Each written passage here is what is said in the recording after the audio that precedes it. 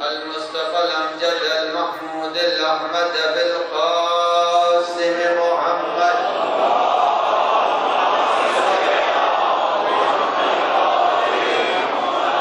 وعلى ابن أمه ووزيره وبصيره وخليفته نور الأنوار وحجج الجبار والد الأئمة الأطهار قسيم الجنة والنار المولود في البيت ذي الأستار إمام المشارق والمغارب الذي حبه فرض على الحاضر والغائب غالب كل غالب علي بن أبي طالب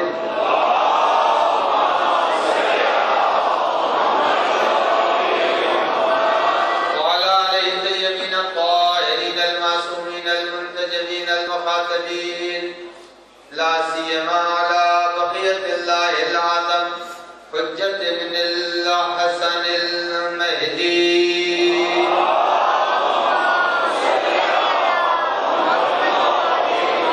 روحي وأرواح العالمين له الفداء واللعنة الدائمة الباقية على أعدائهم أجمعين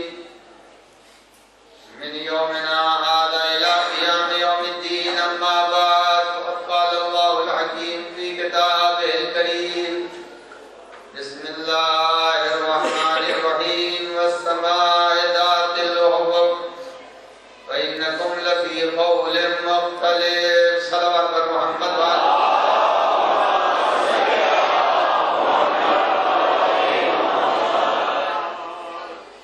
سلسلہ گفتگو میں نے کل آپ کی خدمت میں اس منزل تک پہنچا دی تھی کہ پروردگار عالم نے جس پیغمبر اکرم کے کلمہ پڑھنے کی تاکید کی ہے وہ نبی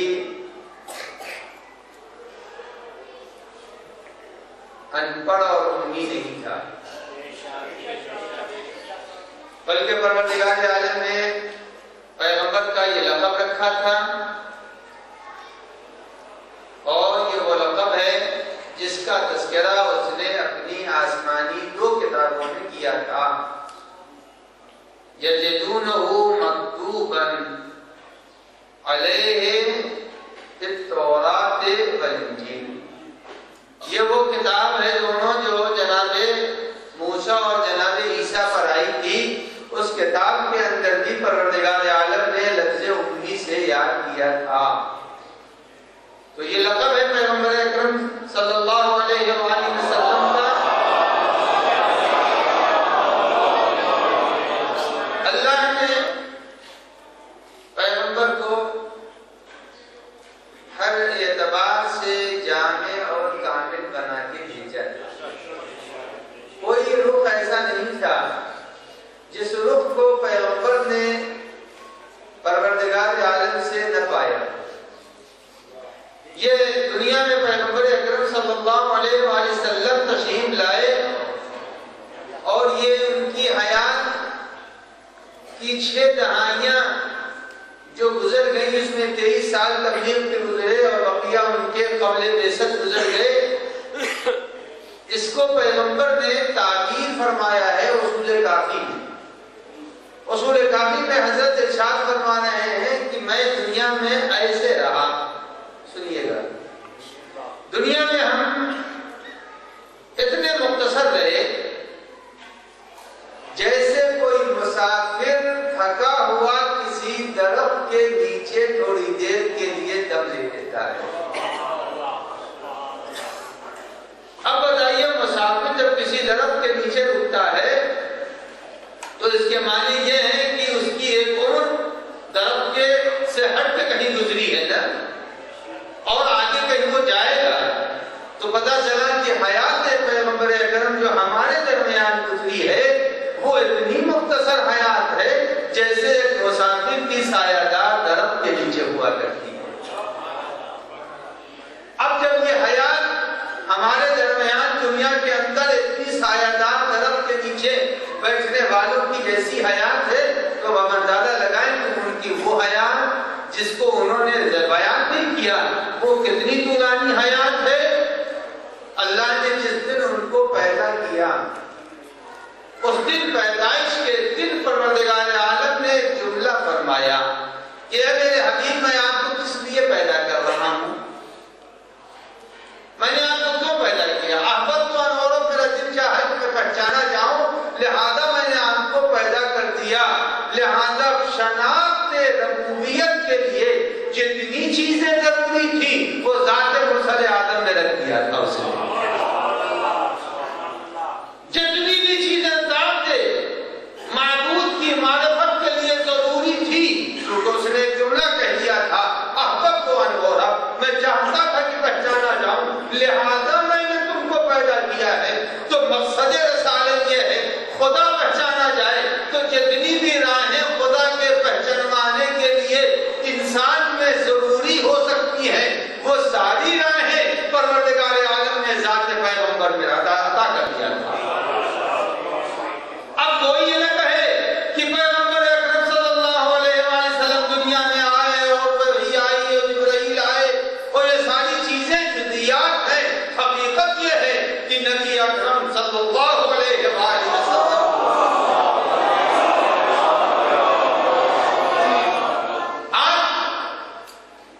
اپنے ہاں بجلی آپ کو صحیح کرانی ہے تو آپ کس کو بلاتے ہیں؟ اس کو بلائیں گے جو آپ کے گھر کے اندر روشنی کے سارے سسٹم سے باخبر ہو۔ اندھیری دنیا کو روشنی دینا تھا، لہذا اللہ نے پیغمبر کو ان تمام نورانیت کے ساتھ زمین پر بھیجا جو نورانیت سے دنیا منور ہو سکتی ہے اور انسان اپنے رب کو پہچان سکتا ہے۔ کوئی ایسی چیز نہیں تھی کہ جو اللہ نے پیغمبر کو اپنی معرفت کے لیے، اور اسی لیے یہ یاد رکھیے گا جو احادیث میں انبیاء کا ذکر آیا ہے کہ انبیاء کو اللہ نے کیوں پیدا کیا؟ وَالسِّرِّ الْمُسْتَوْدَعِ فِيهَا، اور تعریف یہ ہے اللہ نے انبیاء کو پیدا کیا اس لیے پیدا وَالسِّرِّ الْمُسْتَوْدَعِ فِيهَا، اللہ نے انبیاء میں اپنے راز رکھے ہیں، اللہ نے راز چھپا کے رکھا ہے۔ اب جب راز چھپا کے اللہ نے انہیں اپنے اسرار کا امین بنایا ہے، امین اسرار الہیہ ہے، اور جب امین اسرار الہیہ ہے تو یہ بات یاد رکھیے اگر کسی کے گھر میں آگ لگ جائے اور وہ سارے ڈاکومنٹ جو اس کے پاس ضروری تھے وہ اس نے اپنے بریف کیس میں لے لیا، وہ مطمئن ہوگا گھر چل جائے، چل جانے تو پھر بنا لوں گا، سارے ثبوت تو ہمارے پاس ہیں، ہے یا نہیں ہے؟ بس یہ یاد رکھیے گا وَالسِّرِّ الْمُسْتَوْدَعِ فِيهَا، اللہ نے اپنے اسرار دیے تھے نبی کو۔ وہ اسرار کیا ہے؟ معصوم نے کہا اللہ نے حقیقت توحید کو امانتاً قلب پیغمبر میں امانتاً رکھا تھا۔ جب قلب پیغمبر میں امانتاً توحید کو رکھا تھا کہ میرے حبیب جائیے آپ توحید کا پیغام لے کے جائیے۔ اب نہج البلاغہ کے اندر یہی ہے، پیغام توحید لے کے نبی آیا تھا۔ اب اگر دنیا کے اندر سارے کے سارے انسان مشرک ہو جائے تو پروردگار عالم کو کوئی پرواہ نہیں ہے، جیسے پورا مکان جل جائے، چونکہ جو ڈاکومنٹس ہیں وہ اس کے پاس ہیں، اللہ نے نبوت کو بچا لیا، کہا دنیا برباد ہو جائے، کافر ہو جائے، ہمیں کوئی فکر نہیں ہے، چونکہ میری توحید کا امین دنیا پر باقی ہے۔ جو امین توحید ہے وہ دنیا میں ہے، لہذا انبیاء کو بھیج دیا، کبھی خدمت لے لی، کبھی عنوان مبلغ بھیجا، کبھی عنوان مبلغ نہیں بھیجا، کہا جائیے آپ اسرار توحید، آپ کی تصدیق، آپ کا استغفار، آپ کا سجدہ ہمارے لیے کافی ہے، ہم کو یہ خس و خاشات انسان نہیں چاہیے۔ اگر یہ سمجھ گئے تو ان کا مقدر ہے، نہیں سمجھے تو میں ان کے لیے پہلے ہی بتا دے رہا ہوں لقد ذرأنا لجہنم کثیرا من الانس والجن، ہم نے انسانوں کی اکثریت کو جہنم کے لیے پیدا کیا ہے اس لیے کہ انہوں نے آپ کی دعوت پر لبیک نہیں کہا، آپ کے بلانے پر آئے نہیں، آپ کے پیغام سنانے پر یہ متوجہ نہیں ہوئے۔ اب معلوم یہ ہوا کہ انبیاء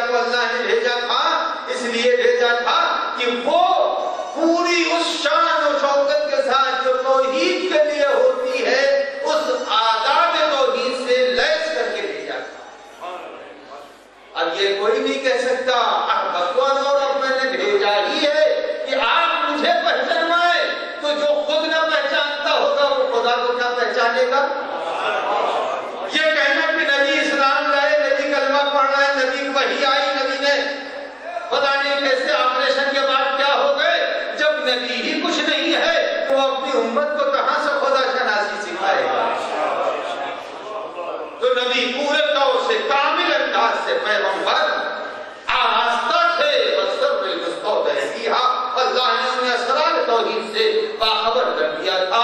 کوئی ایسا پہلو نہیں تھا۔ نبی بلاغہ کا جو پہلا خطبہ ہے اس کے اندر بھی یہی ہے کہ اللہ نے کیوں بھیجا۔ نبی بلاغہ کا پہلا خطبہ ہے سرات پڑھ محمد والے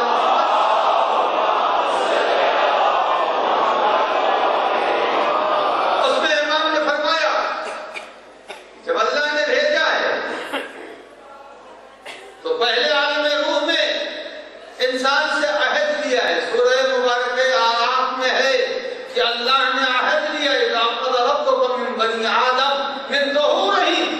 اللہ نے جب ان کو عالم زر میں ان سے پوچھا یہ بتاؤ أَلَسْتُ بِرَبِّكُمْ، کیا میں تمہارا رب نہیں ہوں؟ تو ارواح بنی آدم نے کہا کہ نہیں تو میرا رب ہے۔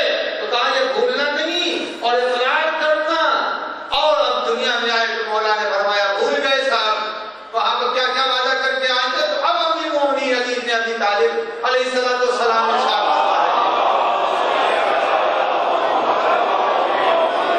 اب حضرت نے فرمایا کہ اللہ نے وبعث فیہم رسلا، اللہ نے ان میں رسولوں کو بھیجا، وبعث الیہم انبیاء، اور اللہ نے متواتر انبیاء بھیجے، لیستعجوہم میثاق فطرتے، تاکہ یہ جو وعدہ کر کے انسان آیا ہے وہ یاد دلائے۔ یعنی معلوم یہ ہوا کہ جو چیزیں بھول گیا ہے انسان، انبیاء اس لیے آئے تھے اسے یاد دلا دے، اسے یاد دلا دے۔ تو جب یاد دلانے کے لیے آئے ہیں تو وہی تو چیز یاد دلائے گا جس کو خود یاد ہوگی۔ جو خود ہی نہیں جانتا وہ دوسرے کو کیا یاد دلائے گا۔ آپ نے بچے کو قصیدہ یاد کرا دیا، نوحہ یاد کرا دیا، اب بچے سے آپ نے کہا ارے بھائی وہ والا نوحہ پڑھ دینا، جب بچے کو یاد ہوگا تبھی تو پڑھے گا، یاد ہی نہیں تو پڑھے گا کیا۔ نبی کو اسرار توحید یاد تھے، لہذا جب اللہ نے حکم دیا کہ اب اسرار توحید سے دنیا کو باخبر کیجیے، لہذا اس وقت نبی نے باخبر کیا۔ آل محمد ہوں یا محمد مصطفیٰ صلی اللہ علیہ وآلہ وسلم،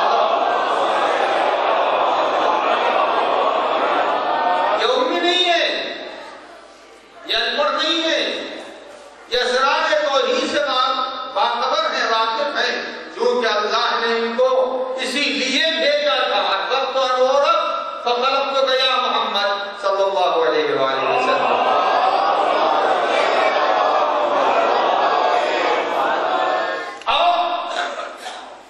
ان کی توحید ویسی توحید نہیں ہے جیسی توحید ہماری ہے۔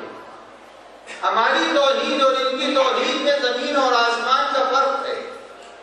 ہم جانتے ہی نہیں اپنی توحید کو کہ ہماری توحید کیا ہے۔ اسی لیے تو روایات کے اندر ہے کہ تمہارے اندر شرک اتنا معمولی ہے کہ جیسے کالے پتھر پر اندھیری رات میں چونٹی چلتی ہے، چونکہ اندھیری رات ہے، کالا پتھر ہے، کالی چونٹی ہے تو نظر نہیں آتی، یعنی چونٹی چل رہی ہے پتہ نہیں چلتا۔ کلمہ لا الہ الا اللہ پڑھ تو لیا ہے مگر شرک اتنے خفیف انداز سے چل رہا ہے، اتنے خفیف انداز سے شرک پایا تو جا رہا ہے۔ توحید حقیقی کہاں ملے گی؟ توحید حقیقی اللہ نے بھیجا ہے جس کو نبی بنا کر کے بھیجا ہے۔ توحید اس کے یہاں ملے گی یا توحید وہاں ملے گی جس نے نبی کی زبان چوسی ہو۔ توحید وہاں ملے گی جس نے نبی کی آغوش میں اعلان تلاوت کتب آسمانی کی تھی کہ میں قرآن بھی پڑھ سکتا ہوں، توریت بھی پڑھ سکتا ہوں۔ اسی لیے مولا نے کہا تھا لو کشف الغطاء لمزددت یقینا، اگر پردے ہٹ جائے تو علی کی توحید میں ذرہ برابر کوئی فرق نہیں آئے گا، توحید میں فرق نہیں آئے گا۔ یہ آل محمد کی توحید ہے، یہ انہوں نے اس لیے دنیا کو سبق دیا، یہ آئے اسی لیے تھے کہ دنیا کو بتائیں۔ تو اب نبی اکرم صلی اللہ علیہ وآلہ وسلم کے لیے ایک اس سے بہتر سوال بھیجیے محمد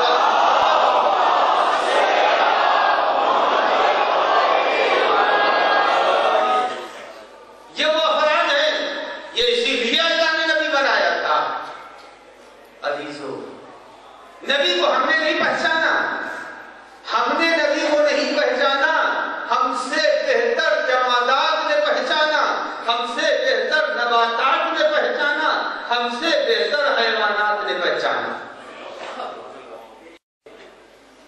اب میں آپ کے ذہنوں کو صرف لے چل رہا ہوں، ذرا آپ دیکھیے نبی کو ہم سے بہتر پہچانتی ہے کائنات یا نہیں پہچانتی؟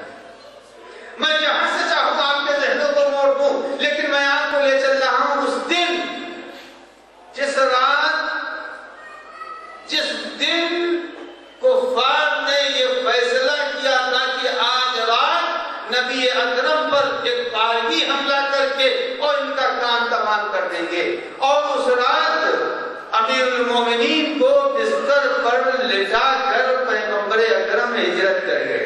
اے نہیں، اچھا ذرا سا اس کے اندر، اس واقعے کے اندر دو ایک باتیں اور ہیں جو پہلے میں اس بات کو بیان کر دوں کہ جمادات بھی نبی کو پہچانتی تھی، اس کے بعد نباتات، اس کے بعد حیوانات، یعنی جمادات بھی پہچانتی تھی، نباتات بھی پہچانتی تھی، حیوانات بھی پہچانتے تھے، اور مگر نہیں پہچانا تو حیوان نے پہچانا، جماد نے پہچانا، نبات نے پہچانا، نہیں پہچانا تو انسان نے نہیں پہچانا۔ اب آئیے میں آپ کی خدمت میں عرض کر رہا ہوں، ذرا توجہ سے سنیں میرے نوجوان، کہ پیغمبر اکرم کو سب نے پہچانا۔ یہ جو ہجرت رسول اکرم صلی اللہ علیہ وآلہ وسلم،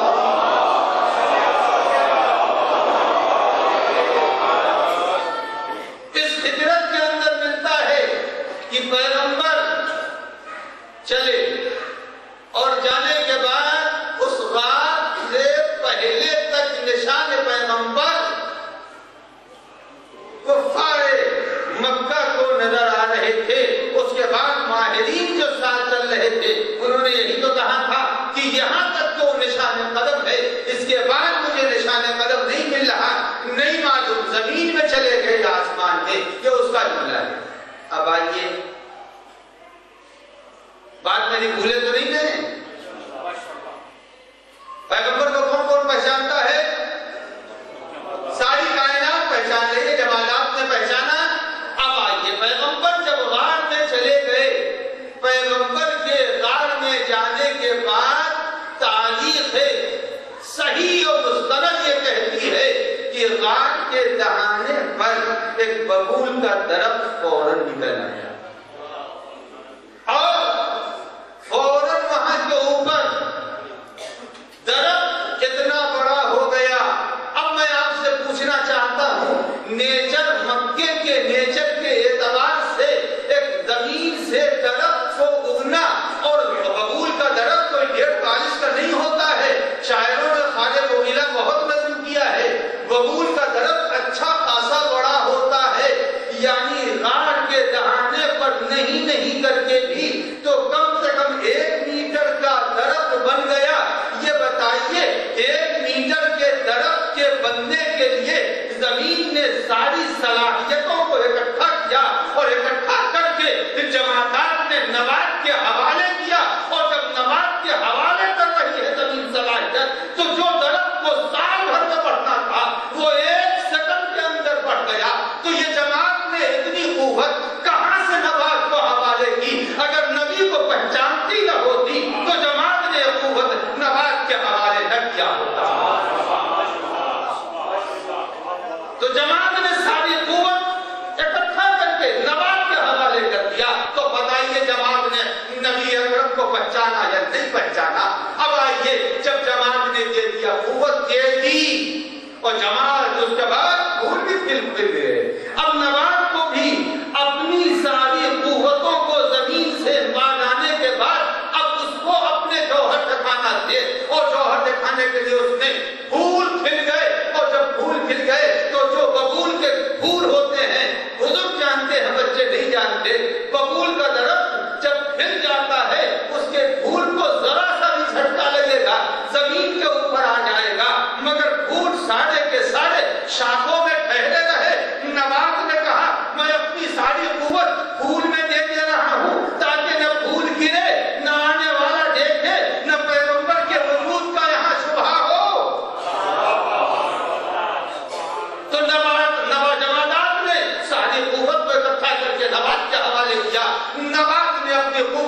اپنے کل اور پھول میں حوالے کر دیا.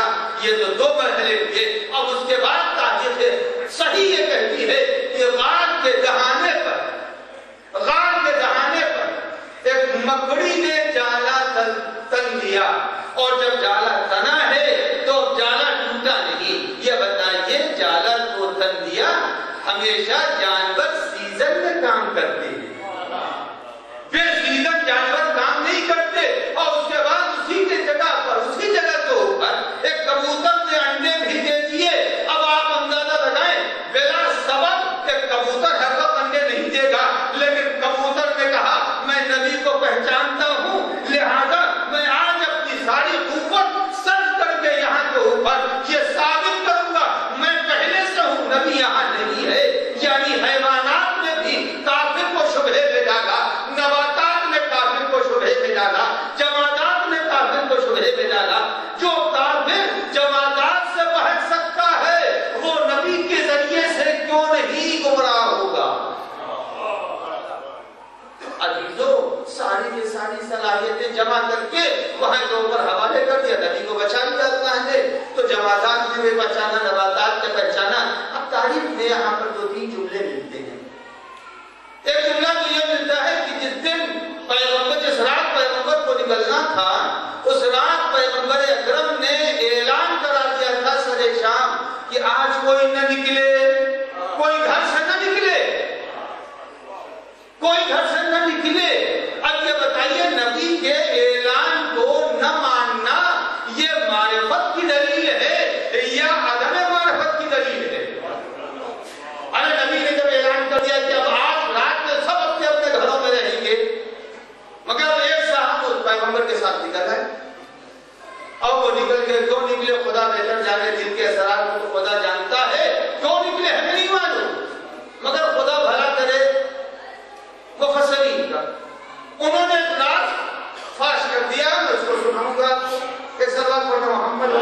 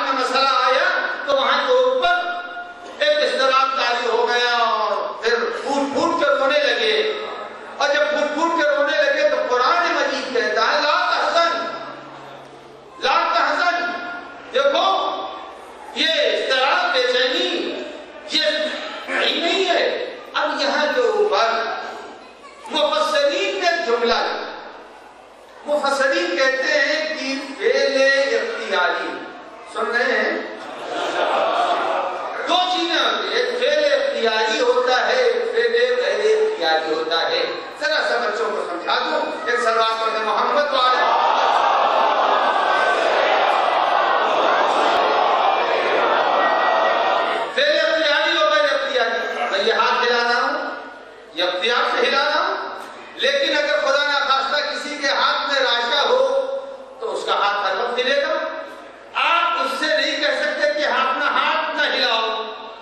کیونکہ اس کے بس میں نہیں، وہ ہم نے پہلے اختیاری ہو ہلے ہی کا ہاتھ، جب اس کا ہاتھ ہلے گا تو آپ اس سے نہیں کہہ سکتے ہیں کہ تم ہاتھ نہ ہلاؤ، اس سے کہیے جو ہاتھ روکنے پر قادر ہو، کیا لگے گا؟ اب مفسرین کہتے ہیں کہ لا تحزن یہ ایک فعل غیر اختیاری ہے، ملال یہ ایک فعل غیر اختیاری ہے، پروردگار عالم کے لیے زیبا نہیں ہے کہ وہ فعل غیر اختیاری سے منع کرے، فعل غیر اختیاری سے منع کرے خدا کے لیے ضروری نہیں ہے، مگر قرآن کی آیت ہے تو اس سے مراد کیا ہے؟ اب وہ لکھتے ہیں کچھ ایسی حرکتیں غار میں ہو رہی تھی جس سے کافر محسوس کر لیتے، لہذا خدا نے کہا یہ غیر اختیاری حرکت مت کرو ورنہ کافر نبی تک پہنچ جائیں گے۔ تو عزیزوں، نبی کو پہچاننا، ہم نے تو ایک ہی شبد دیکھ لیا کہ کائنات کے 3 حصوں نے پہچانا، ایک نے نہیں پہچانا۔ تو کس نے نہیں پہچانا نبی کو؟ انسان نے نبی کو نہیں پہچانا، اور سب نے نبی کو پہچانا، جواد نے پہچانا، جواد نے پہچانا، ایوان نے پہچانا، نہیں پہچانا تو انسان نے نہیں پہچانا۔ تو معرفت نبی سب سے کم اگر کسی جگہ کے اوپر آ پائے گی تو وہ ذات ہے انسانوں کی، اور انسان کو ہے جو معرفت پیغمبر نہیں رکھتا، لہذا جب نہیں رکھتا تو ہمیشہ کوئی نہ کوئی شے نبی کے لیے اپنے جیسی سوچتا ہے، جیسا خود ہوگا۔ انسان کی تعریف یہی ہے کہ المرء یقیس علی نفسہ، انسان کو جو اپنے اوپر قیاس کرتا ہے، جو جھوٹ بولتا ہے، یاد رکھیے گا جو بھی جھوٹ بولتا ہے وہ ہمیشہ دوسروں کی باتوں میں سچائی کی بری پائے گا۔ وہ جو جھوٹ بولتا ہے لیکن جو ہمیشہ سچ بولتا ہے وہ کہ بھائی اب ہم کو کیا معلوم، وہ جھوٹ بول رہے تھے، ہم نے تو سچ سمجھ کے قبول کر لیا۔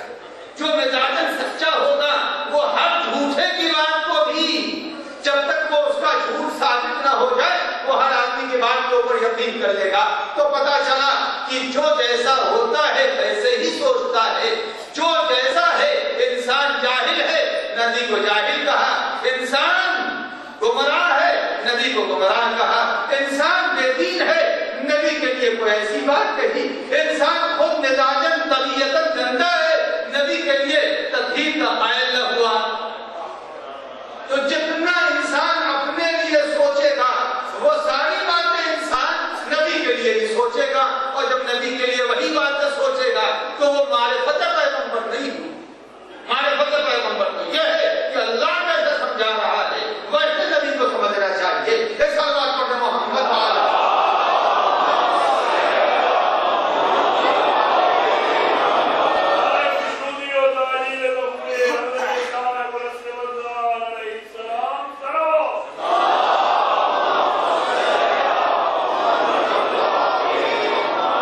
اس سے ذرا بہتر سلوات بھیجیے۔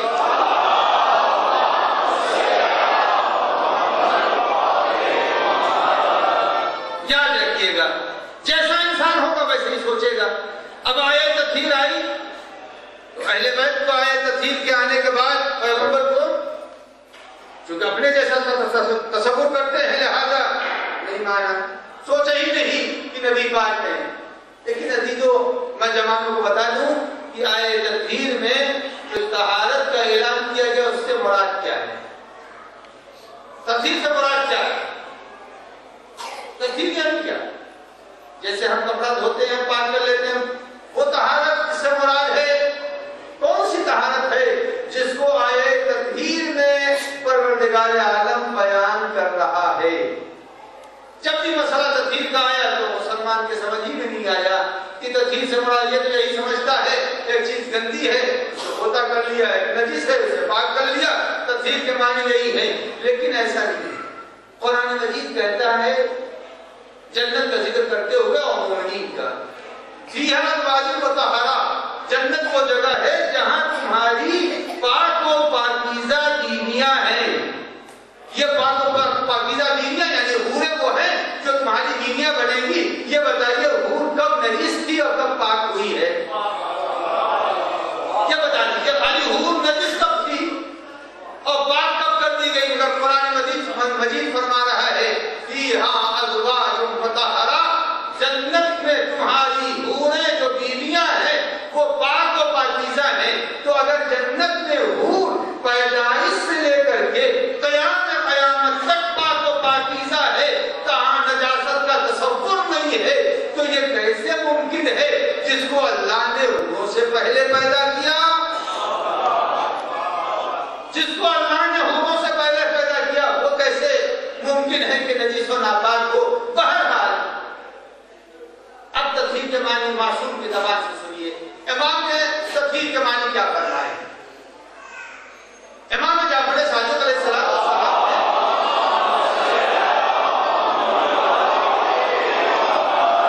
کوئی شک و شبہ نہیں رہ جائے، امام نے تطہیر کے معنی کیا فرمائے ہیں؟ امام فرماتے ہیں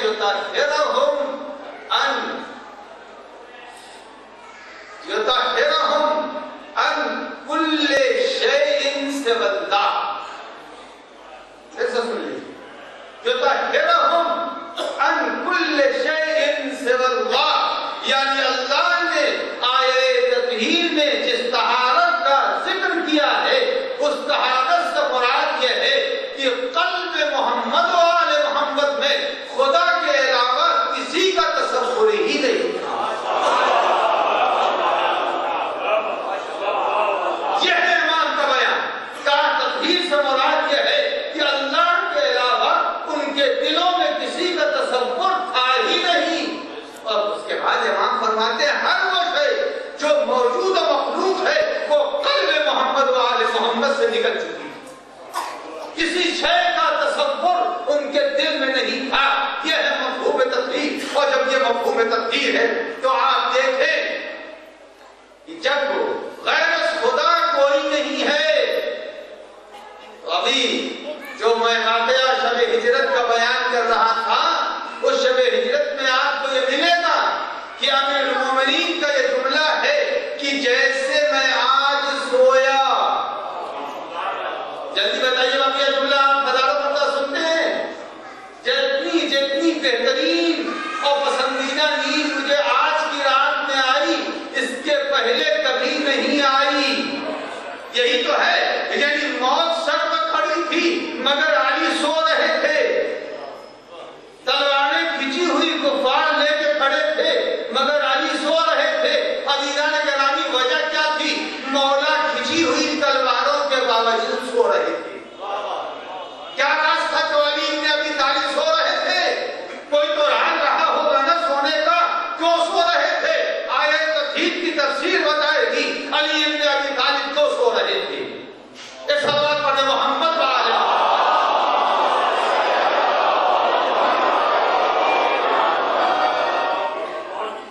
ایسے تو نہیں چلے گا۔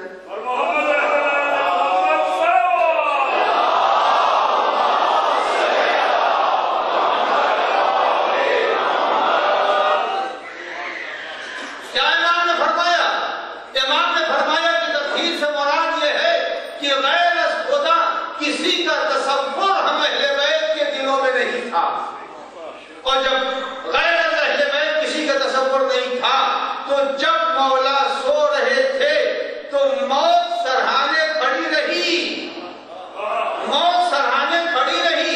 یہ بتائیے کہ قرآن مجید کہتا ہے باری تعالیٰ کے لیے خلق الموت والحیات، اللہ وہ ہے جس نے موت اور حیات کو پیدا کیا۔ موت مخلوق ہے یا نہیں ہے؟ جب موت مخلوق ہے تو تفسیر کیا کہہ رہی ہے؟ آل محمد وہ ہیں جو دنیا میں کسی مخلوق سے نہیں ڈرتے۔ تو شب ہجرت تلواریں لے کے کھڑے ہوئے قاتل وہ موت لا رہے تھے، موت مخلوق تھی، اور آل محمد کبھی مخلوق سے نہیں ڈرا کرتے۔ ایک سلمان پڑھے محمد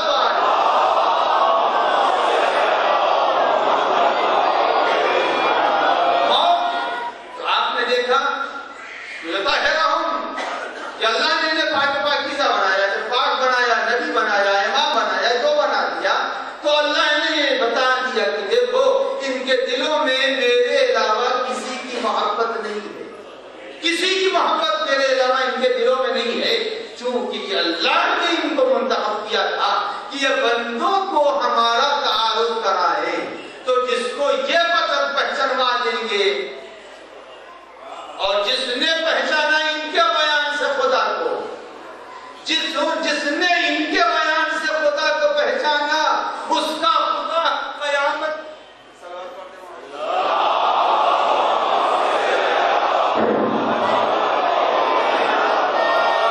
جس نے ان کے بیان کے مطابق خدا کو پہچانا، یاد رکھیے گا، ان کے بیان کے مطابق جس نے اللہ کی طرف قدم بڑھایا، اس کا خدا کبھی بھی جہنم کے مطالبے پر اپنا پیر جہنم میں نہیں ڈالے گا۔ یہ معرفت نبی ہے، جب نبی پہچانوائے گا، اور جس نے نبی سے خدا کو پہچانا، یہ تصور دنیا ان کے لیے کچھ بھی ہی نہیں۔ حیرت ہوتی ہے جب سنتا ہوں، پڑھتا ہوں، دیکھتا ہوں کہ ایک تیر تھا جو مولا کائنات کے پیر میں اذیت دے رہا تھا، لیکن جب نماز کے لیے کھڑے ہو گئے تو پیغمبر نے فرمایا اس وقت نکال لینا۔ امام جعفر صادق علیہ السلام نے کیا فرمایا؟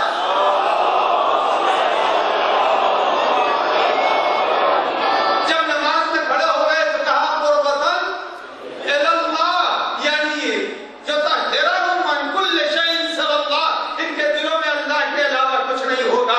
جب نماز کے لیے کھڑے ہو گئے تو صرف خدا تھا، جب خدا تھا نہ جسم کا درد تھا، نہ تیر کا احساس تھا، نہ خون بہنے کی طرف توجہ تھی۔ تو اہل بیت وہ ہیں، محمد مصطفیٰ وہ ہیں، اللہ نے جن کو بنایا ہے، یا مراد خدا سے جو جس راستے پر ہوں گے وہی راستہ صراط مستقیم، جس راستے پر نبی اکرم ہوں گے وہ راستہ صراط مستقیم ہے، اور اگر نبی جس راستے پر نہ پایا جائے وہ راستہ صراط مستقیم نہیں ہے۔ قرآن مجید نبی اکرم کے لیے کہہ رہا ہے، میرے حبیب کہہ دیجئے انہ ھذا صراط مستقیم، یہ راستہ یہی صراط مستقیم ہے، یعنی جس پر نبی ہے وہی صراط مستقیم ہے۔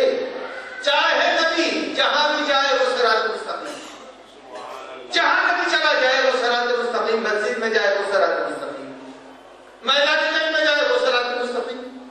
اب روایت کہتی ہے کہ جس وقت آیت تطہیر آئی تو آیت تطہیر کے آنے کے بعد یا لگتے تھی یا 6 مہینے یا 3 مہینے پیغمبر جا کے در اہل بیت پر یہ کہہ رہے تھے السلام علیکم یا اہل بیت النبوہ، اے اہل بیت نبوت ہمارا تم پر سلام ہو۔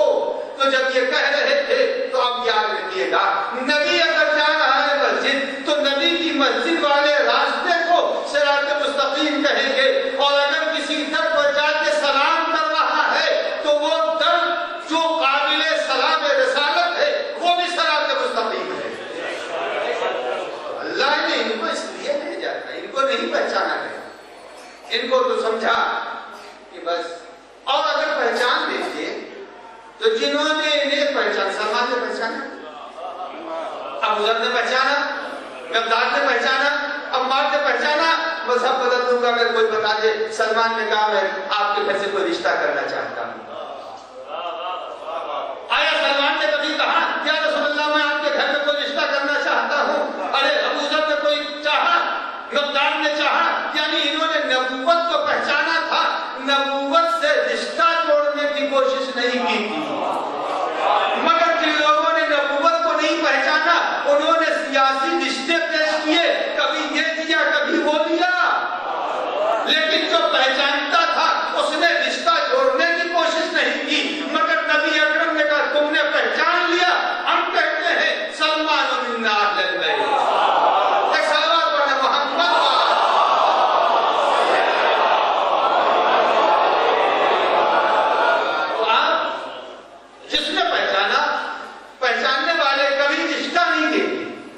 اور جو نہیں پہچانتے وہ قرب کے لیے رشتے فراہم کرتے ہیں۔ تو عزیزو، حقیقت پیغمبر یہ ہے، پیغمبر عالم، پیغمبر داہر، پیغمبر وہ ہے جس کے دل میں غیر از خدا کسی چیز کی محبت نہیں ہے۔ ہوتی قلب پیغمبر میں محبت، تو آپ کیا کرتے ہیں؟ قلب پیغمبر میں اگر محبت ہوتی تو کبھی بھی پیغمبر اس دنیا کی نعمتوں کو ٹھکراتے نہیں۔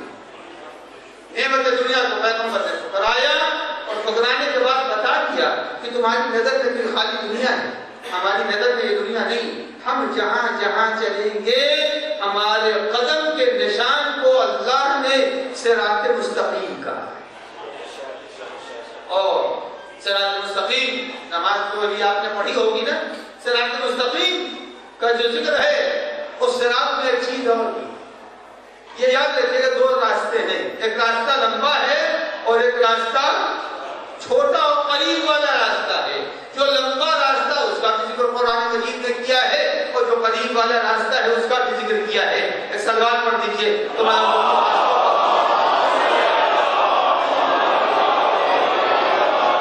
دونوں راستے ہیں، مگر قریب والا راستہ میں آپ کی خدمت میں عرض کر دوں، قرآن نے دونوں کا ذکر کر دیا ہے۔ ینادون من مکان بعید، کچھ لوگ وہ ہیں جو بہت دور سے ندا کر رہے ہیں۔ جب بہت آدمی دور ہوگا چلنے والا تو اس کو دور سے پکارا جائے گا، تو قیامت کا دن جب آئے گا کچھ لوگ وہ ہوں گے اتنا دور ہوں گے صراط مستقیم سے کہ آواز ینادون من مکان بعید، انہیں بہت دور سے بلایا جائے گا، کہاں جا رہا ہو ادھر آؤ۔ اور کچھ لوگ وہ ہوں گے اتنا قریب ہوں گے، اتنا قریب ہوں گے کہ خود قرآن مجید فرما رہا ہے، اے میرے پیغمبر اذا سألک عبادی عنی، جب میرے بندے میرے متعلق سوال کرتے تو تم ان سے کہہ لینا کہ میں تم سے اتنا قریب ہوں کہ جیسے شہرت۔ تو راستے دو ہیں اور جس راستے کو پروردگار عالم نے اپنا راستہ بتایا ہے اور صراط مستقیم اس کی ایک پہچان ہے، اس کے اوپر اللہ نعمت نازل کرتا۔ وہ نعمت والا راستہ کہاں ہے اس کا تذکرہ قرآن مجید نے کر دیا ہے۔ قرآن مجید کہتا ہے من یطیع اللہ والرسول، جس نے اللہ اور اللہ کے رسول کی اطاعت کی، فَأُولَٰئِکَ مَعَ الَّذِينَ، یہ وہ افراد ہیں جو ان لوگوں کے ساتھ ہیں جن کے اوپر اللہ نے اپنی نعمت نازل کی ہے۔ اب وہ کون لوگ ہیں؟ چار نام قرآن مجید نے فرمائے ہیں، من النبیین، وہ لوگ ہیں جن کو اللہ نے نبی بنایا ہے، نبی کے ساتھ رہنے والے وہ ہیں جو نعمت الہیہ سے سرشار ہوں گے اور صراط مستقیم ان کو ملے گا۔ اور اگر کوئی نبی کے ساتھ نہیں ہے نہ صراط مستقیم ملے گا اور نہ تو وہ ان لوگوں میں قرار پائے گا جس کے اوپر اللہ نے نعمت نازل کی ہے۔ تو نعمت جس راستے پر ہے وہ ذات نبوت ہے، وہ پیغمبر کی ذات، جس ذات کو اللہ نے صاحب نعمت بنایا ہے۔ اب مفسرین یہی بیان کرتے ہیں اللہ نے پیغمبر کو جس راستے پر چلایا وہی راستہ نعمت والا راستہ ہے، اور جس راستے پر پیغمبر نہیں چلے وہ راستہ نعمتوں والا راستہ نہیں ہے۔ اگر پیغمبر حج سے میدان غدیر تک آئے تو یہ راستہ وہ راستہ ہے جس پر اللہ نے نعمت نازل کی، اور اگر اللہ نے اپنے پاس بیٹھنے کے باوجود یہ کہہ دیا قوموا عنی، ہٹ جاؤ ہمارے پاس سے، تو پتہ چلا جو لوگ کہ نبی کی بارگاہ سے جا رہے ہیں ہٹانے کے اوپر، یہ وہ راستہ نہیں ہے جس پر نعمت نازل ہوئی۔ ایک سوال پڑھیں محمد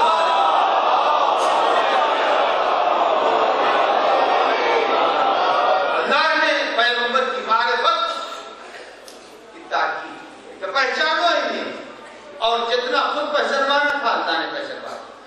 قرآن میں ہر اعتبار سے اللہ نے نبی کو پہچانوا دیا، اور کہا اگر کچھ رہ جائے، تم کو اگر میرا زمانہ نہ ملے، ہو سکتا ہے تم کو ہمارا زمانہ نہ ملے تو تم بعد میں آ جانا، اگر تم بعد میں آ رہے ہو تو ہم اس کا پھر تمہیں راستہ بتا دیتے ہیں۔ اگر تم نے ہم کو نہیں دیکھا، ہمارا زمانہ نہیں دیکھا، تو اب ہم تم کو پہچانوائے دیتے ہیں کہ دیکھو میں اپنے بعد اپنے صفات کا ایک مظہر چھوڑے جا رہا ہوں، اور وہ کون ہے؟ کہا حسین منی وانا من الحسین، اگر تم نے مجھے نہیں دیکھا ہے تو حسین کو دیکھ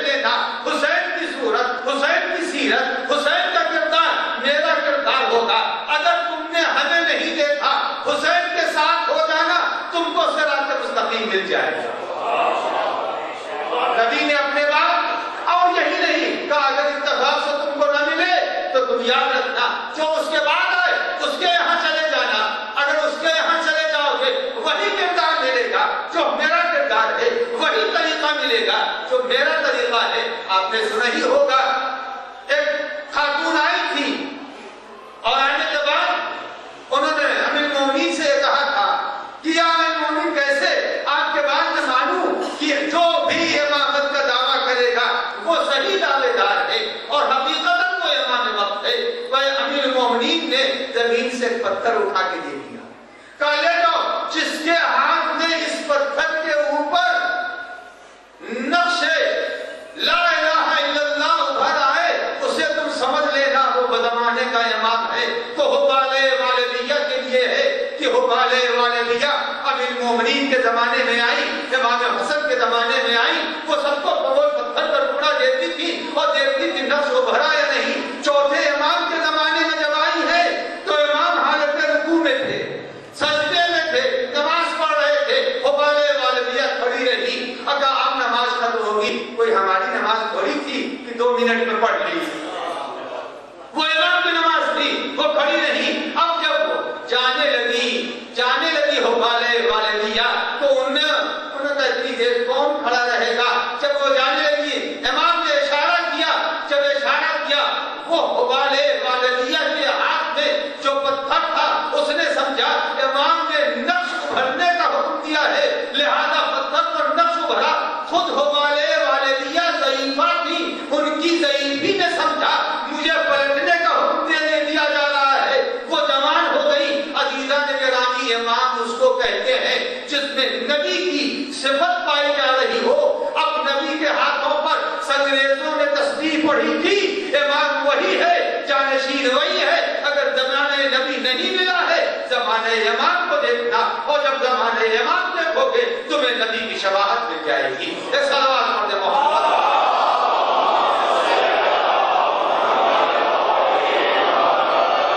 تو اب معرفت پیغمبر اگر زمانے پیغمبر نہیں تو آپ کیا کرتے. اہل بیت سے دیکھو نبی نے بیان کر دیا حسین نے میں حسین سے ہوں اور حسین مجھ سے. جو صفت میری ہے وہی صفت حسین, جو کردار میرا ہے وہی کردار حسین. جو حقیقت توحید ہمارے قلب میں ہے وہی حقیقت توحید حسین کے قلب میں بھی ہے اور ابھی ہوگی. جس وقت میدان کربلا میں امام حسین علیہ السلام معرکہ کارزار میں مصروف ہے, جب مطالبہ بیعت ہوا ہے اس وقت بھی مطالبہ بیعت ہوا کہ اب سے کر دو, شروع کا ساتھ سے کر دو. تو حاکم شام کی فوج کا جو سربراہ ہے وہ کہتا ہے یہ بیعت نہیں کریں گے. انا بینا جنبیہ لقلب علی, حسین بیعت نہیں کریں گے چونکہ حسین کے پہلو میں حسین کے باپ کا دل ہے. حسین بیعت نہیں کریں گے, حسین کے پہلو میں حسین کے باپ کا دل ہے. تو پتا چلا کہ اگر علی کا دل نہ ہوتا حسین کے پہلو میں, اور علی کا دل قوی کہاں سے ہوا, پیغمبر نے اپنی زبان چسائی تھی. حسین کا دل قوی کہاں سے ہوا, نبی نے اپنی زبان چسائی تھی. تو معرفت نبی ان لوگوں کو ملے گی جو در اہل بیت سے وابستہ ہوں گے. اگر در اہل بیت سے وابستہ ہے تو معرفت پیغمبر حاصل ہوگی. عدید وہی حسین جو نردہ اعلیٰ میں کہتے ہیں, وہ حسین نردہ اعلیٰ ایک مختصر سا لشکر ہے جس کو لے کے امام حسین علیہ السلام چلے اس لشکر کو لے اور اپنے آقا انصار دوست چاہنے والے سب کو دھیرے دھیرے امام کبھی روکتے ہیں کبھی اجازت دے دیتے ہیں. امام نے میدان کربلا میں ہر اس شخص کو شامل کر لیا جو کربلا کی تاریخ کے لیے حسین کی فہرست کربلا میں موجود ہے.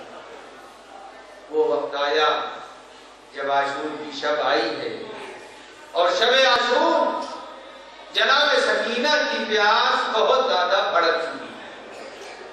سکینہ پیاس سے زیادہ بے چین تھی. جس وقت جناب سکینہ پیاس سے بے چین ہوتی تھی تو کبھی ماں سے کہتی تھی اے والد گرامی مجھے پانی پلا دیجئے, کبھی پھوپھی سے کہتی تھی اے پھوپھی اماں ارے پانی پلا دیجیے. اگر بھائی کو دیکھ لیا تو علی اکبر سے کہتی تھی اے بھیا علی اکبر ارے کہیں سے پانی کا انتظام کر دو. عزیزوں رات میں سکینہ کی الاتش کی آواز اتنی بار بلند ہوئی تھی، اتنی بار بلند ہوئی تھی کہ حر کہتا ہے اس آواز سکینہ سے میرا دل ہلنے لگا. رات بھر سکینہ الاتش کر رہی تھی، بچے الاتش کر رہے تھے. وہ صبح آئی حر نے رات میں فیصلہ کر لیا اب میں لشکر یزید میں نہیں رہوں گا، اب میں حسین کی طرف چلوں گا. جب سحر نمودار ہو رہی تھی تو نمودار ہونے سے پہلے جناب حر نے اپنے غلام سے کہا اے غلام میں نے تجھے آزاد کیا. اس نے کہا خیر تو ہے، یہ نرمے آزا ہے اور آپ لشکر کے سردار ہیں، آپ مجھے آزاد کیوں کر رہے ہیں؟ تو جس وقت یہ کہا میں اب یزید کی سپاہ کا فوجی نہیں ہوں، اب میں حسین کی طرف چلتا ہوں، اب میں حسین کی طرف چل رہا ہوں. جب یہ کہا تو اس نے برجستہ کہا جنت کی طرف جب تک جہنم کی طرف رہے تو آپ نے اپنے ساتھ رکھا، اب جب جنت کی طرف جا رہے ہیں تو آپ مجھے آزاد کر رہے ہو، میں بھی چلوں گا. بیٹے کو خبردار کیا، بیٹے نے کہا بابا میں بھی چلوں گا. اور بیٹے کے ساتھ اور غلام کے ساتھ فوج یزید سے نکلا. ہاتھ میں تلوار لی اور پیچھے تھے فوج یزید کے سپاہیوں نے روکنا چاہا مگر وہ بہت آگے نکل چکا. اس کے بعد اس نے اپنے آنکھوں پر پٹی باندھی، ہاتھوں کو رومال سے باندھا اور باندھنے کے بعد راہبار پر چلا ہے. جو لوگ کربلا جا چکے ہیں وہ جانتے ہیں بہت زیادہ فاصلہ نہیں ہے، چند قدم کا فاصلہ ہے. چلا وہ اپنے راہبار کے اوپر، راہبار پر جب چلا تو اس نے بیٹے سے کہا اے بیٹا خیمے کی طرف چل رہا ہوں، سرکار سید الشہداء کے خیمے کی طرف چل رہا ہوں. بیٹا ذرا دیکھنا خیمے کی کیفیت کیا ہے، خیمے پر کوئی چیز نظر آ رہی ہے. جس وقت وہ چلا ہے ابھی اندھیرا، ابھی وہ ہٹی تھی. جب وہ چلا ہے صبح کی سحر نمودار ہو رہی تھی. عزیزان گرامی جب وہ چلا ادھر خیمے سے سرکار سید الشہداء نکلے، امام خیمے سے نکلے. یہ ہے وارث امام و وارث نبی جس کو علم غیب ہے. امام خیمے سے نکلے.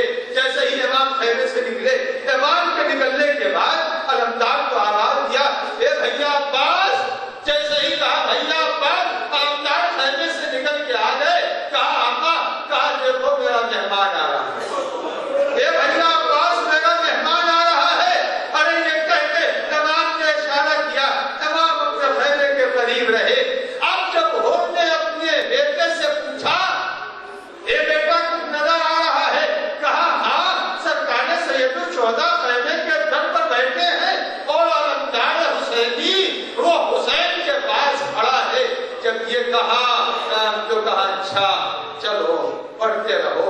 جب کچھ دور چلا ہے تو اس کے بعد کہتا ہے اے بیٹا اب مجھے ذرا میرے راہبار کو روکو، اب میں راہبار پر حسین کے خیمے کی طرف نہیں بڑھوں گا. یہ اس نے کہا اور راہبار سے اترا. آنکھوں پر پٹی ہے، ہاتھ بندھے ہوئے ہیں، راستہ نظر نہیں آتا. مگر بیٹے سے کہا مجھے پکڑ کے لے چلو، میں خطا کار ہوں جو حسین کی طرف جا رہا ہوں. ارے جب پہنچا ہے امام کھڑے ہو گئے. ارے ہاتھوں کو کھولا، ہاتھ سے پٹی کو کھولا اور کھولنے کے بعد کلیجے سے لگا کے کہتے ہیں اللہ حکم پھر دنیا والآخرہ. اے حکم تو آزاد ہے. اور آیا امام سے ملا.